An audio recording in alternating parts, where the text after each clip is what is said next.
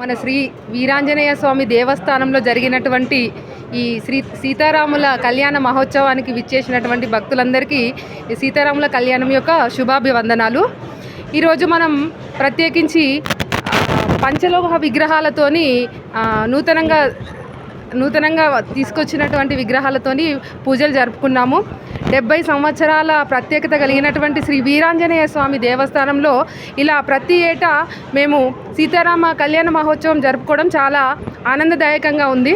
అట్లాగే మహిళలందరం కూడా నిన్నటి సాయంత్రం ఎదుర్కోల కార్యక్రమంలో పాల్గొనడం జరిగింది.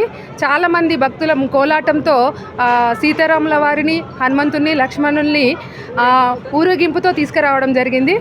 అదేవిధంగా ఈరోజు ఉదయం పొద్దున్నుంచే గుడినంతా అలంకరించి కళ్యాణ మహోత్సవాన్ని అంగరంగ వైభవంగా జరుపుకున్నాము.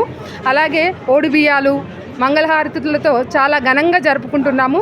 ఇలానే ప్రతి ఇయర్ ఇంకా దినదిన అభివృద్ధిగా జరగాలని కోరుకుంటున్నాము. అన్న ప్రసాదన వితరణ కూడా జరుగుతుంది. చాలా పెద్ద ఎత్తున ఘనంగా జరుపుకుంటున్నాము.